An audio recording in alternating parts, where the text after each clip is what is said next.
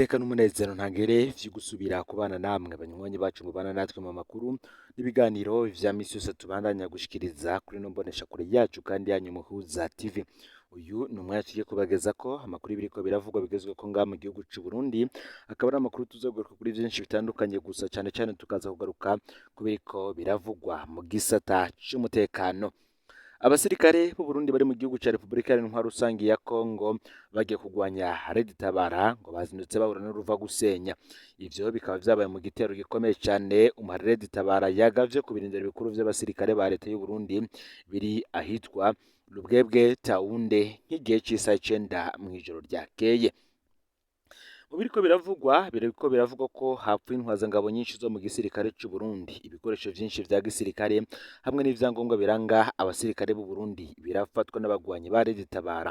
Ayo makuru kandi akaba yashikiriye benshi mu batandukanye ndetse na vyinshi mu menyesha makuru vyandika inkuru z'umutekano bizo mu gihugu ca Republika Iharanira Rusangi ya Kongo ndetse n'izo mu gihugu c'u Burundi. Benshi bakaba bakiriko barayatohoza mu gihe abandi bo bariko baratangaza ivyabaye muri ico gitero cabaye. Inyuma yaho rero uyu Red Tabara utereye ikigo c'abasirikare b'abarundi kiri ahitwa Rubwebwe Taunde muri Kivu y'ubumanuko. Red Tabara bo bakavuga ko igisirikare c'u Burundi catakaje ibintu vyinshi cane, harimwo intwazangabo zirimwo uwutwara ico kigo, icegera ciwe n'ibisongerezi 9 vyamaze kwasiga ubuzima hadasigaye inyuma n'ibigwanisho bitari bike. Iyi nkuru yo turaza kuyica irya nino mu kanya mw'idonido y'ano makuru. Ni mu gihe kandi biriko biravugwa ko hari imikenyero mishasha y'iperereza ry'u Burundi. Uti barundikazi muragabe kandi muri kanure. Mu mabi agayitse yo kunyuruza abanyagihugu, iperereza ry'u Burundi ryateguye umukenyero mushasha wo gukora canke se gutegura imitahe y'amagendo abagiye kunyuruza umuntu bazogenda bitwaje. Muri uwo mugambi rero ubu abakozi b'iperereza ngo bafise ibidodo vy'amaparike yose ari mu Burundi. Mu gihe bazoba bateguye kunyuruza umuntu, muzobona bazana igipapuro canditseko amazina yiwe n'ikidodo ca parike. Bazomutwara nk'ugiye bamwumviririze. Ivyo rero bizotuma umuryango uca usamazwa n'ico gipapuro, ucureka gutabariza uwabo. Uti Barundi mumenye ko urwo rupapuro azoba ari urwa magendo, mumenye ko uwanyezuba anyurujwe mutazosubira kumubona. Ibi mpanuro ritangwa namwe mu mashirahamwe aharanira agateka kazina muntu, akaba avuga ko uburyo bwose bazobona umunyagihugu afashwemwo n'abakozi b'iperereza ni mu mutabariza hakiri kare kugira ngo hamenyekane iyo atwawe. Ndabaye akazi no muri ano makuru ho dukurikirana uherereye ngaha mu gihugu c'u Burundi mu ntara zigize ubumanuko, ubuseruko, uburaruko, abadukurikirana baherereye mu bihugu bigize akarere ka Afurika y'ibiyaga binini, abari ku mugabane wa Afurika ndetse n'abari mu makungu ya kure. Mwese ndabaye akaze muri ano makuru. Ufite subscribe canke sabone, kandi niba utari wafyonda ko kugira ngo tucikanwa n'adushikiriza uyasangiza bagenzi aho bari hose kugira ngo nabo baje barashikirwa navyo. Ndabaye kaze muri ano makuru ni Muhuza TV. Inyuma rero y'igitero gikomeye cane Red Tabara wagavye ku kigo c'abasirikare b'abarundi kiri ahitwa Rubwebwe Taunde muri Kivu y'ubumanuko, Red Tabara bavuga ko igisirikare c'u Burundi catakaje ibintu vyinshi cane, harimwo intwazangabo zirimwo utwara ico kigo, icegera ciwe n'ibisongerezi 9 vyasize ubuzima hadasigaye inyuma ibigwanisho bitari bike. Igisirikare c'u Burundi co kibicishije ku rubuga rwa X rwahoze rwitwa Twitter nicatevye kugira ico bashikirije, aho bavuga ko itangazo rya Red Tabara ryuzuyemwo ububeshi ngo nk'uko umuvugizi w'abagwanyi ba Red Tabara yama yabikoze mu gihe cose uwo muhari uba watakaje vyinshi mu ntambara urimwo. Mu gisirikare c'u Burundi bakavuga ko ata muntu numwe akwiye guha agaciro ivyashikirijwe n'umara Red Tabara mu itangazo yasohoye ngo ridasiguritse. Igisirikare c'u Burundi kikaba carangije kimenyesha ko urwo rubuga rwa X ko vuba bagiye kuzokwerekana abagwanyi ba Red Tabara bafashwe impiri hamwe n'abishikanye ku basirikare b'u Burundi ku rubuga rw'intambara nk'uko amakuru ava muri FDNB abitangaza. Ni mu gihe kandi bamwe mu basirikare b'igihugu c'u Burundi babonye ivyo vyashikirijwe n'umuvugizi w'igisirikare c'u Burundi, ngo babwiye radio Haguruka ko umuvugizi yashatse kwigovyora. Ku bwabo basirikare ngo kuva no ku ntwaro y'umuhisi Perezida Buyoya nta rimwe igisirikare c'igihugu cigeze cemanga ko cakubiswe bikomeye n'uwo bita umwansi bahanganye. Bakavuga yuko rero imvugo y'umuvugizi wa gisirikare atawe yosamaza ngo yuko ngo yumve yuko abasirikare b'igihugu batariko barahonera muri Kongo. Imiryango ihaburira ngo niyo yobazwa umubabaro n'agahinda irimwo, inabuzwa no kugandara ngo ibintu ntibimenyekane. Icibagiwe kandi co ngo gushingurana iteka ababo b'abasirikare bitwa abato nk'uko abasuda bwabo bari mu gihugu ca Repubulika Iharanira Intwaro Rusange ya Kongo bobo babitangaza. Abo basirikare kandi bakibutsa abanyagihugu ko mu minsi yahera abategetsi bobo ngo babesha abanyagihugu ko atamugwanyi wa Red Tabara kibaho, bose babamaze. Abavyumviye ubu naho ngo nibabaze abo bategetsi hariko harava abagwanyi ba Red Tabara bahanganye n'igisirikare c'u Burundi. Abasirikare ba leta y'u Burundi bakavuga ko igihambaye atari ugukinira ku buzima bw'abasirikare, ahubwo abategetsi mu gisirikare babesha ko batariko bapfa. Igihambaye ngo nuko inyishu ituma haba abagwana yotogwa hatiriwe hameneka amaraso menshi, na yabo bategetsi kumbure hagaseseka aya benshi. Ibiganiro ngo nibishirwe imbere, nayo ikinyoma ngo nticigera gitora umuti urama. Abategetsi ngo bazobesha kera batinde bahinyuke. Tubibutse ko kandi mu itangazo rya Red Tabara basubiye kongera gusaba intwazangabo zo mu gisirikare cy'u Burundi guhitamwo kudahemukira indahiro yazo iri mu ibwirizwa shingiro ry'igihugu no kudahemukira akagwi gatoya k'abategetsi bo muri CNDD-FDD kaboheye amaboko imugongo abarundi, nk'uko bitangazwa n'imbuga nyinshi zitandukanye harimwo urubuga rwa Red Tabara. Nk'uko natanguye mbivuga kandi Red Tabara yo ikaba ivuga ko yishe intwazangabo 9 z'u Burundi, umukuru w'ingabo zakorera aho n'icegera ciwe. Red Tabara ikemeza kandi ko yafashe ibigwanisho bitari bike, yanashize ahabona amafoto y'imwe muri ivyo bigwanisho ivuga ko yafashe. Uravuga kandi ko yagiye itwaye amabanga atari make y'igisirikare cy'u Burundi FDNB. Ni mu gihe kandi ku ruhande rwa FDNB nk'uko natanguye mbivuga, General de Brigade Gaspard Baratuza yemirije ayo makuru. We akavuga ko Red Tabara ariyo yaburiye abantu muri ico gitero, akemeza ko vuba FDNB izokwerekana abagwanyi. Amasoko yacu muri FDNB kandi yemeje ko iyo ntambara yabayeho, ariko batubwiye ko bataramenya neza ivyononekaye. Amasoko yatubwiye ko afise amakuru y'abasoda 4 bishwe. Mu itangazo ryayo Red Tabara yarangije ivuga ko ibabazwa no kwica abasoda b'u Burundi bemera gupfira akarwi gato gafukamye mu nda igihugu. Mu itangazo ryayo Red Tabara yarangije ivuga ko ibabazwa no kwica abasoda b'u Burundi bemera gupfira akarwi gatoyi n'ubundi kasubije inyuma igihugu.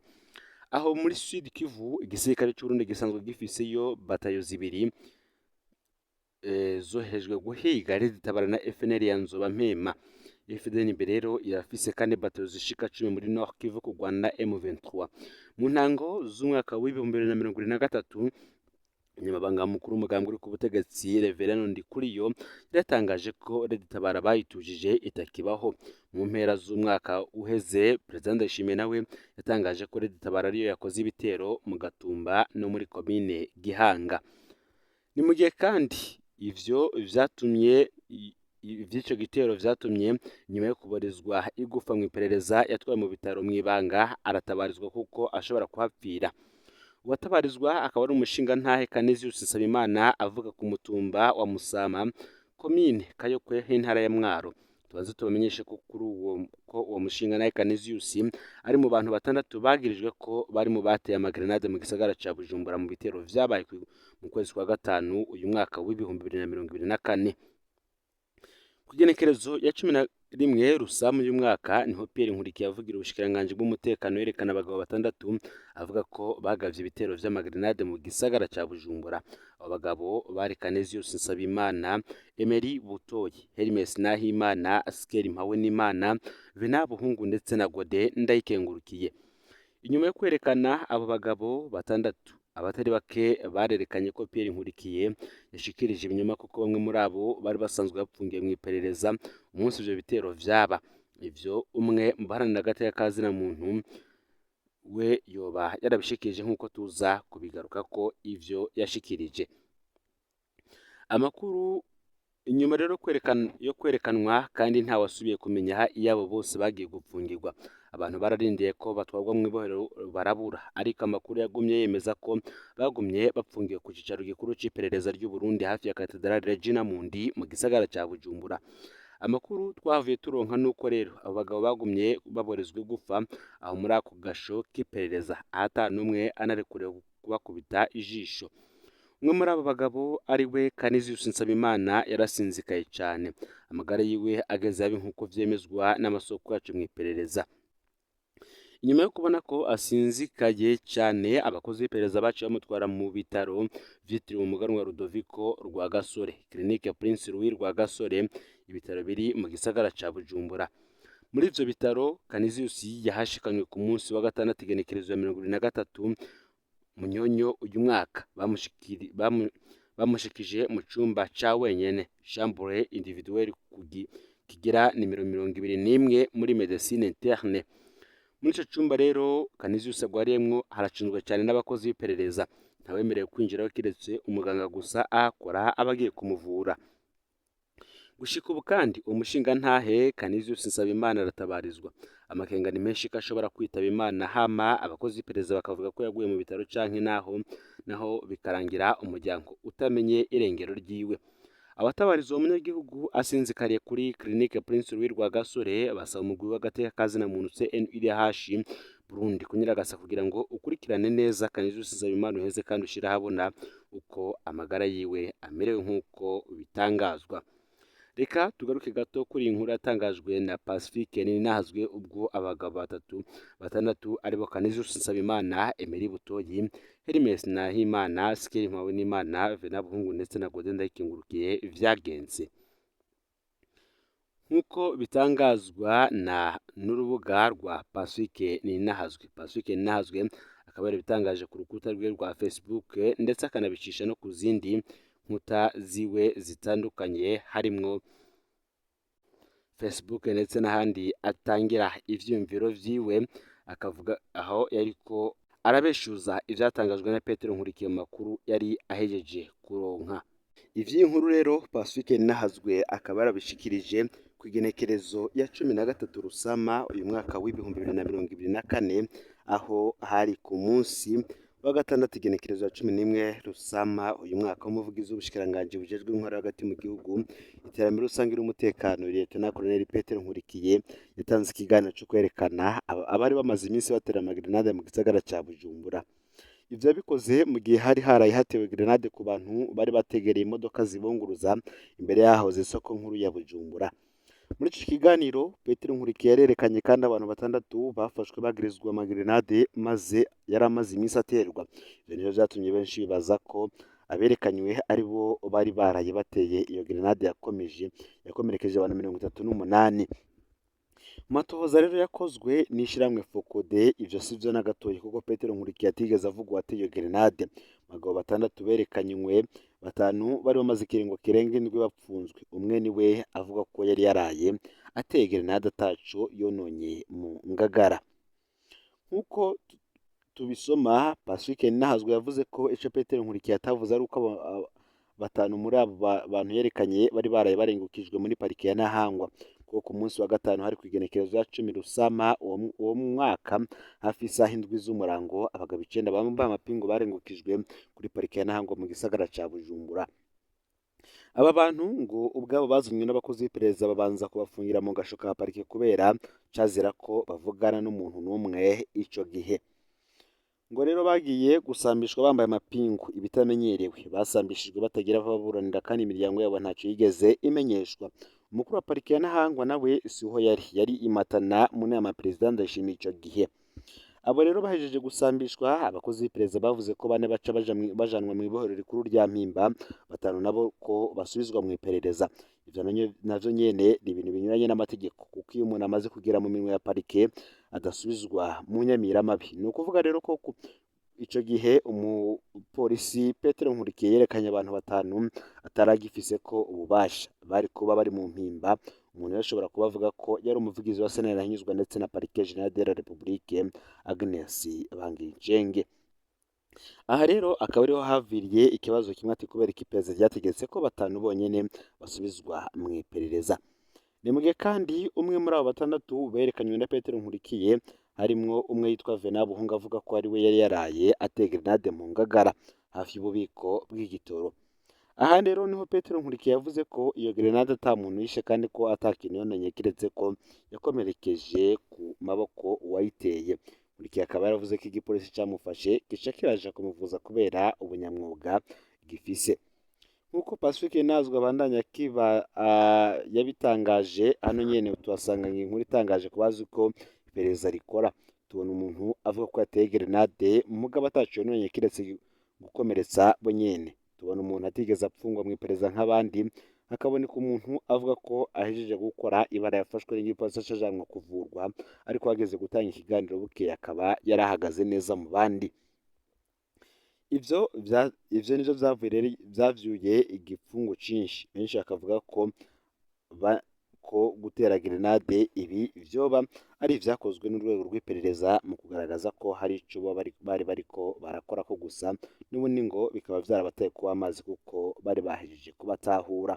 Ngivyo rero ivyari biriko biravugwa bigezweho ngaha mu gihugu c'u Burundi. Wowe ufyonde subscribe canke s'abone niba utari wafyina kugira ngo utocikanwa n'adushikiriza, usangiza n'amakuru bagenzi aho bari bose kugira ngo baje baraba mu bambere bashikirwa nivyo dushikiriza kuri ino mboneshakure, yoba ayavuga mu gateka kazina muntu, imigenderanire n'ayandi makungu ndetse n'ibindi vyinshi. Ni Umuhoza TV rero, Imana ibahezagire mu bikorwa vyanyu vya misi yose muriko murakora.